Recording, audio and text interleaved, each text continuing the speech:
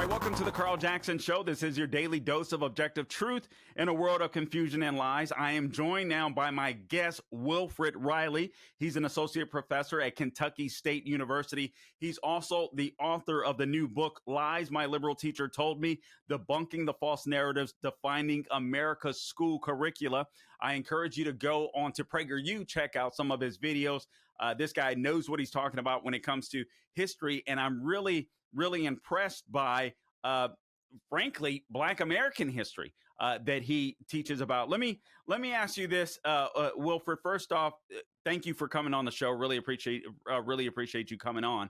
When did you discover you were a conservative? Well, I mean, it depends on the issue, but I mean, like the basic kind of center right to right business issues. I mean, really crime issues, immigration, really early in life. Like I'm from Chicago.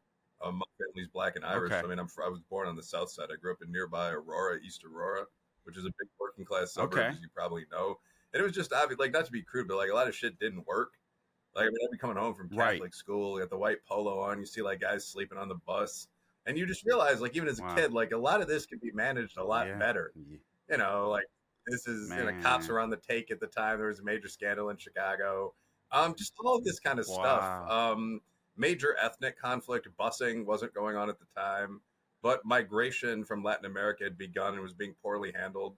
So in East Aurora at the time, the native kind of Black and Caucasian gangs were fighting the incoming Latin kings and so on. So at one point, we were the murder capital of the Midwest. I mean, on the east side of the city, we had about 100,000 residents, and we had, I think, 47 murders or something like that. So it was just, you looked around and you realized that a lot of this stuff is just very non-functional. My first high school girlfriend got pregnant, I think 15, shortly after we broke up. So you observe all of that, and you kind of think you need peace and order, and then you can worry about philosophy and so on. And that influenced my later perspective in life.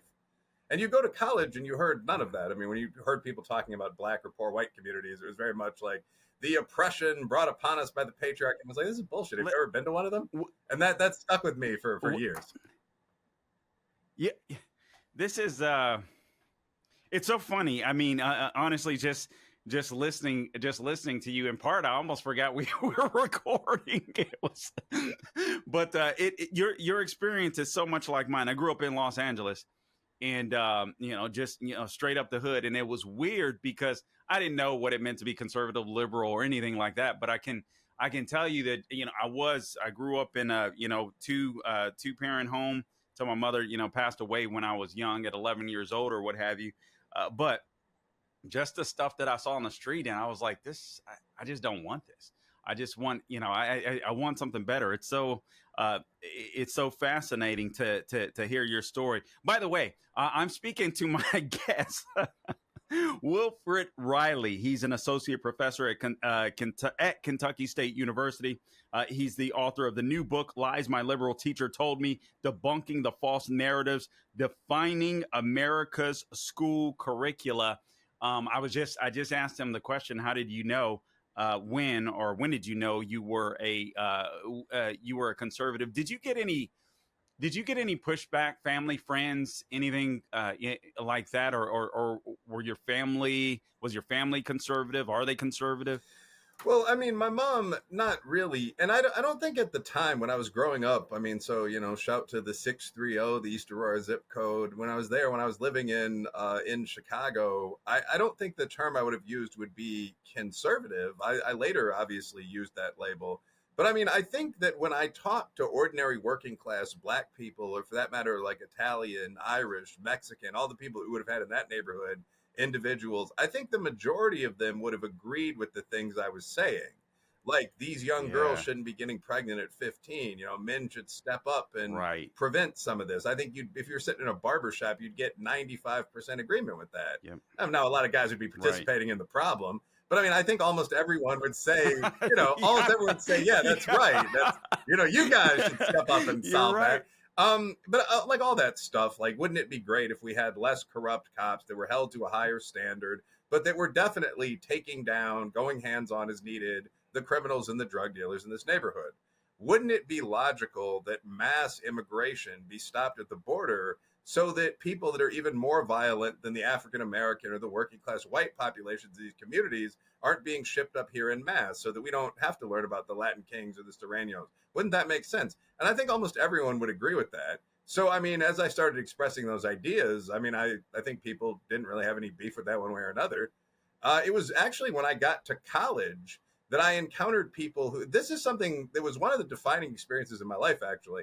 When I got into the upper middle class, I met people that had none of my foundational experiences, that had been, in my mind, kind of poisoned with these crazy theories.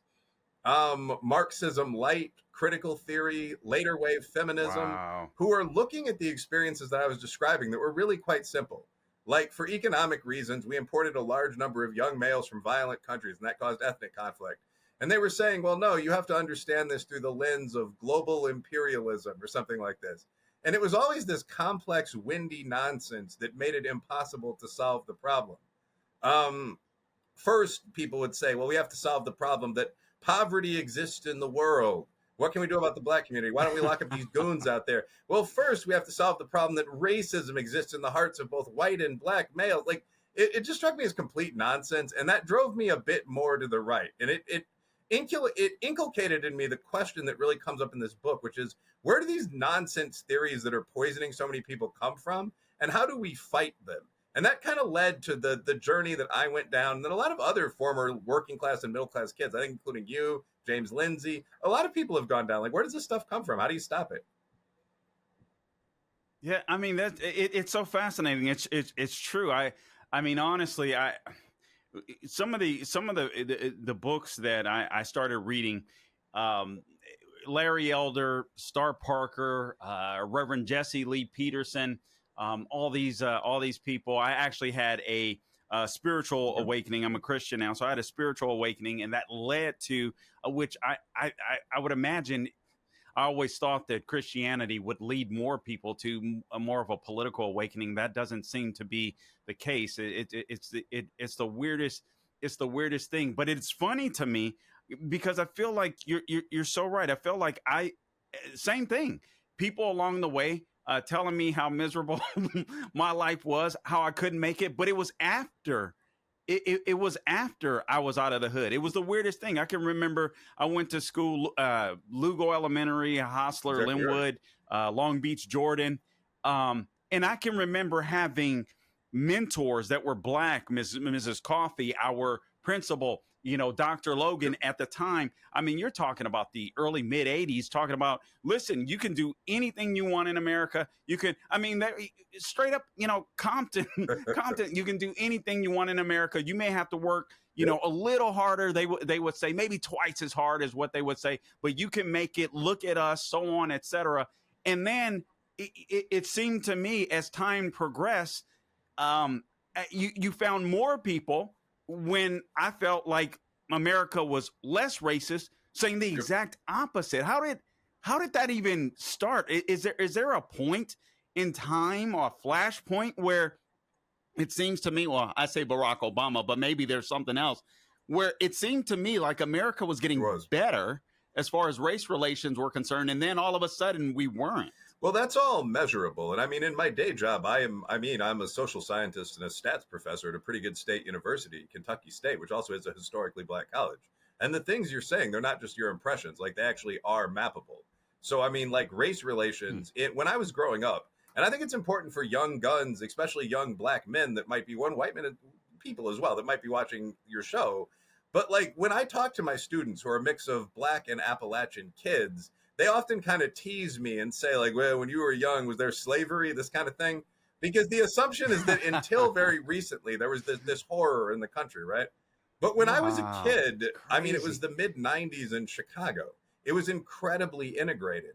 Half of their relationships were interracial. People were debating whether Jordan was better than Bird. Obviously, yes. I mean, but just so the race relations were empirically much better. Gallup tracks this every year. And by that time in the mid-90s, like the racism of the 1950s that we think of when we think of our period of ethnic conflict was by and large gone. About 70% of whites and about 65% of blacks, African Americans, thought race relations were good. And that 5% gap is about what you'd expect given residual racism. What you see now, after decades of focusing on wokeness and conflict, and well, you guys commit this kind of crime, but we commit this kind of crime, is that race relations are rated as good by 35% of black or 35% of whites and 33% of blacks. We've empirically made the situation worse when we didn't have to. By the 90s, the late 80s, the 00s, we'd already gotten to a stable place of pretty good race relations. And it's worth noting some of the dates here because we so frequently hear this narrative of, you know, black people, 400 years of slavery. It was right until the modern era that these atrocities were continuing, so on. The end of Jim Crow segregation in the Deep South, which is the region where this was continuing. Shameful, but I mean, in LA, where you're from, and Chicago, where I'm from, this was not happening in any legally mandated sense. I mean, that occurred in 1954 with Brown v. Board. Brown 2, mandating all deliberate speed. That was the next year, 1955. The Civil Rights Act saying that it's civilly and often criminally illegal to discriminate on the basis of race and also sex, religion, ethnicity, nationality. That's 1964. Pro-minority affirmative action has been in place since 1967. So in fact, when it's worth repeating that last sentence, pro-minority affirmative action has been the law since the Philadelphia Plan under Mr. Nixon in 1967. So we've spent a massive amount of treasure and sometimes blood to fix these problems over decades, almost a century. And that's had mappable effects. So we got to a pretty stable place, and then we rejected where we were. And what we think of as the critical theories became more and more popular, damaging the view that people have of race relations in America. So a couple quick comments, just really briefly. So when you look at problems in the black community that are often attributed to racism, I mean, we both mentioned running in college into the idea that all of them have to be due to this one variable, which is racism or ethnic conflict. That's just not true. Like, you can track a problem like fatherlessness against what we call predictor variables in a couple of different ways. Like, you can look at whether that goes up based on the severity of racism. And if it did, you would expect that in, say, 1910, it would be more severe than it was in 1960, and it would be more severe in 1960 than today. What we find actually is that historically, both blacks and whites in America have had strong father-headed families. So when Walter Williams looked at this, the great black Southern social science conservative, I hope I have that all in the right order, social scientist, he found that before World War II, 1938, the black out-of-wedlock birth rate was 11%. Caucasians were doing even better, so good job, countrymen. It was 4 to 5%. But as the Great Society began, the welfare system began, that tracked up to 25%. That's the Moynihan report. And today it's at 69%. It doesn't track with racism at all. You can also look at whether level of racism against a group predicts the illegitimacy rate. It turns out it doesn't. So, I mean, the rate for African Americans is higher than the rate for whites. But new immigrant groups that arguably face the most bigotry, Asians, for example, have the lowest rate. They've been exposed the least to our culture, 17%. So it's very real that there's this complex issue that we can look at here, but we're not supposed to. And again, I'm digging at that question of why. Who's telling us we're not supposed to, and why? Man, I tell you what, good stuff. I'm sitting here, man, and I'm straight up like, okay, let me go ahead and order these books right now. That's the right answer, man. No, listen, man, I appreciate it. I've read, I've read a lot of history, but I mean, you are opening my eyes to some things that I was unfamiliar with. And I just instinctively felt like, man, I just felt like we were over this. And then all of a sudden, bam, here it was again. So to hear you say, yeah, this is traceable. There's data. It's amazing. Let me, I got to read an ad here. So let me do that, make some money here. And then I want to continue with my guest, Wilfred Reilly. He is the associate professor at Kentucky State University.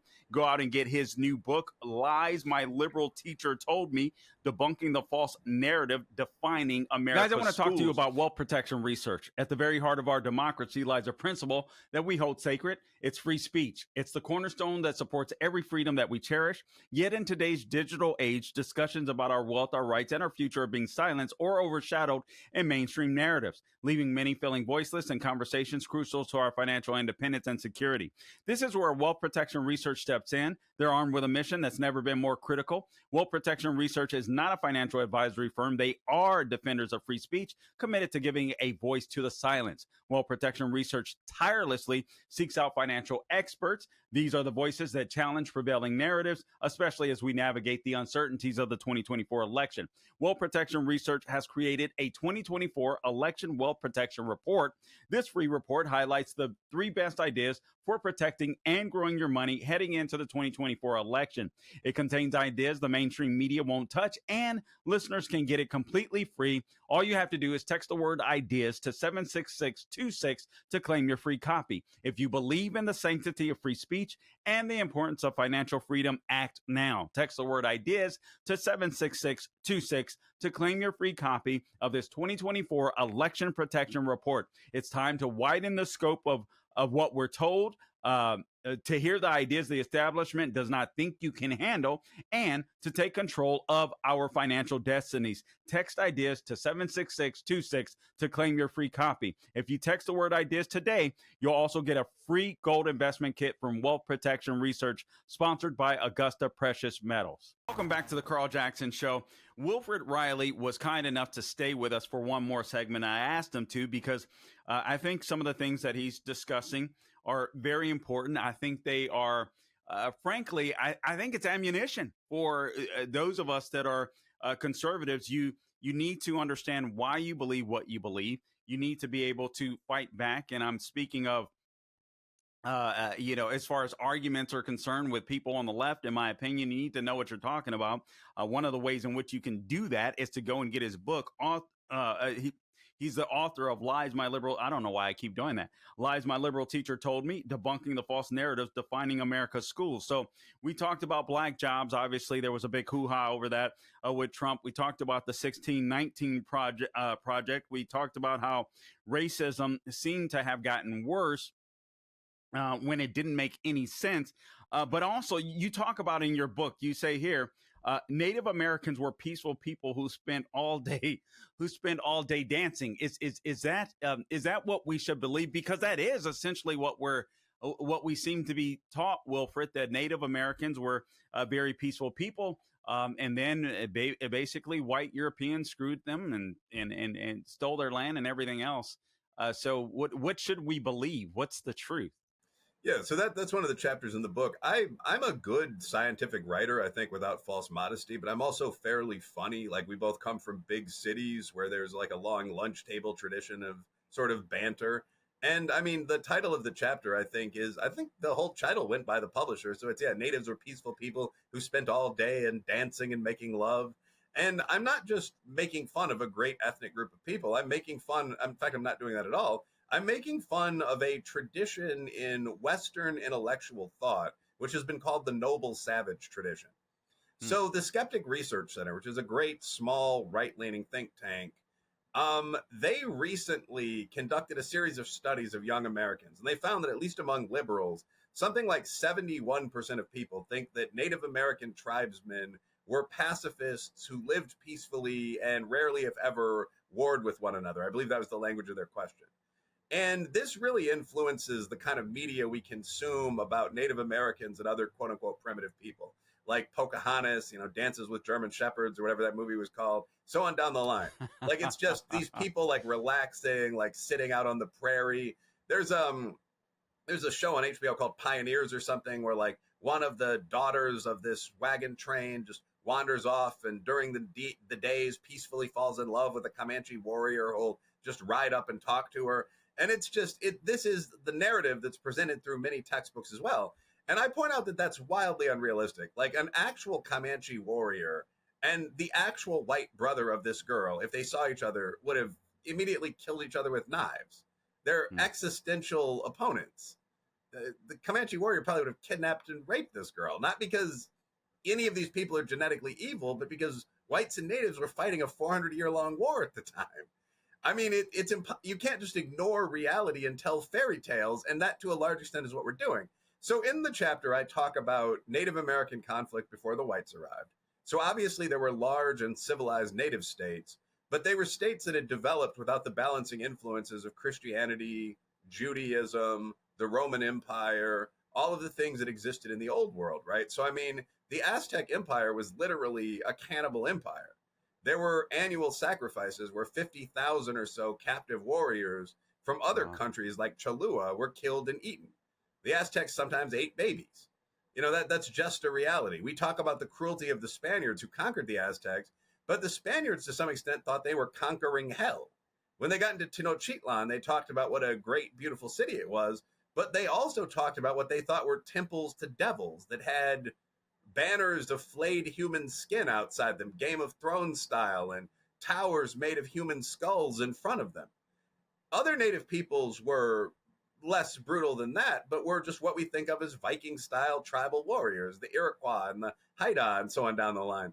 There's a great article called "The Most Violent Time in North American History Was Before Whites Arrived," and I discuss that in the chapter. And I don't criticize the Indians really through all of this, at least at any genetic level. I just say, well, these were people like the Zulus, like the Vikings, who were, you know, the most legendary savages in history. They were just human beings who lived without the religious or legal restraints that the Europeans or the Asians had developed by that point. But it's silly to pretend that people who live like that are saints. They tend to be the exact opposite. So I talk about native culture positively and negatively, but I think honestly. And that's one chapter of the book. That's chapter 3, as I recall. You know what? And let me tell you why I think this is so important. Again, go out and get the book. Lies My Liberal Teacher Told Me, Debunking the False Narratives, Defining America's School Curricula. I'm speaking to Wilfred Reilly, the author of the book and also associate professor at Kentucky State University. I really think it's important for people to understand that people are people, and that history is history. And you know, slavery was universal, and violence was the way, quite frankly, of the world. It's amazing to me. We're so civilized. It's as if we project our civilization almost too civilized. Onto history, and it's crazy to me. Yeah, I want to make a quick comment there. So, like, when I was prepping for the book, I did real scholarly research, and one of the things I got to do was look at these old hieroglyphic languages, like Sumerian cuneiform. And I'm not going to like wonk out and talk about this for 20 minutes, but it was really interesting because you got to see what humans really think things are. And like the symbol for marriage in every culture was, you know, let's politely say a heart on the female side being exchanged for, like on the male side, a house or a sword or a bag of money. And there's a reality there, which is that in relationships, women were expected to bring sexuality and civilization, the chance of a family. And men were expected to bring protection and resources and to have a house for you to wife in. And we've now moved beyond that at some level. We want love too, but it's probably important never to forget those basics. Very few people want an asexual spouse or an unemployed husband, you know, so on down the line. And all of the words for things were of that kind. Like the famous Chinese word for opportunity is like danger and chaos plus a chance. The word for slave just means defeated warrior. And I thought that was absolutely fascinating. The word for slave is one of the 20 oldest human words, probably.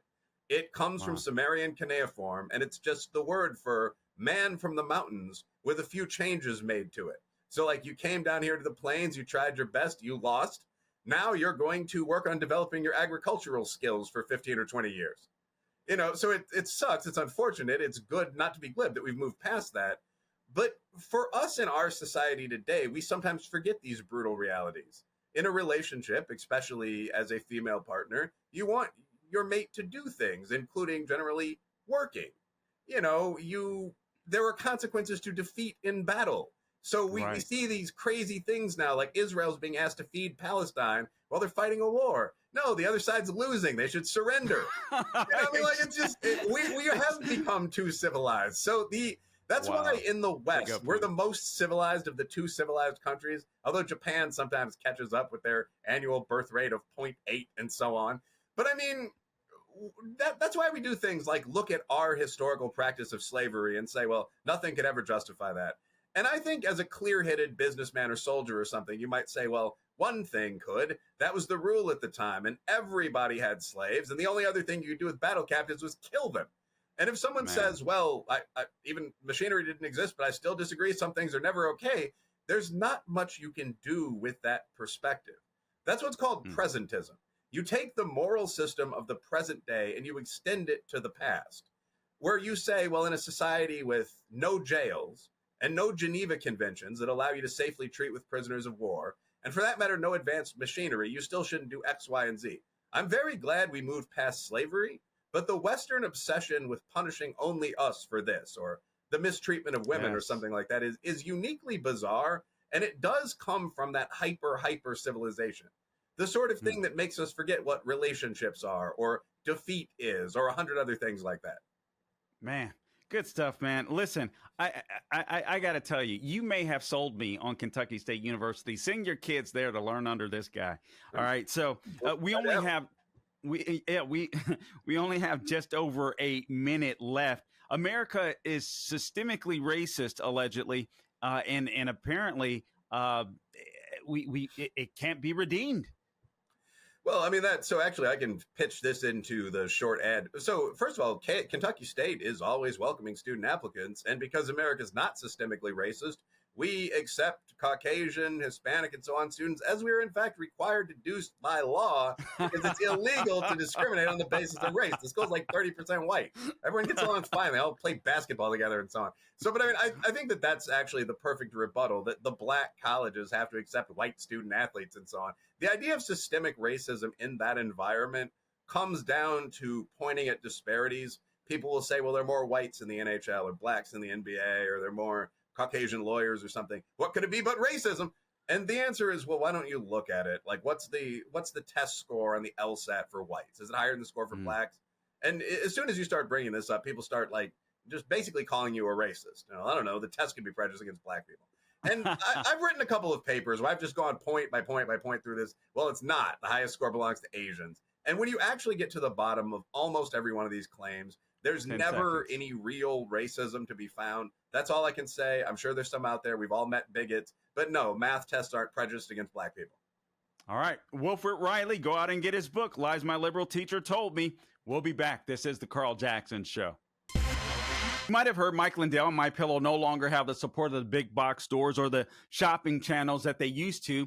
They've been part of this cancel culture, so they want to pass savings directly on to you, my listeners. They have a $25 extravaganza. When Mike started MyPillow, it was just one product, but with the help of his dedicated employees, they now have hundreds of products, some that you may even know about. Obviously, you know about the MyPillow. So here's what Mike is doing to get the word out. I'm inviting my listeners to go to mypillow.com for their $25 extravaganza. They have a 2-pack multi-use MyPillows for just $25. MyPillow sandals are just $25. Their 6-pack towel sets are just $25. Brand new pack of dish towels, $25. So for the first time ever, the premium MyPillows with the all-new Giza fabric are just $25 as well. And orders over $75 receive free shipping. All you have to do to get this amazing offer is go to mypillow.com, use the promo code Carl, C-A-R-L, or give them a call, 800-858-0263. That's promo code Carl.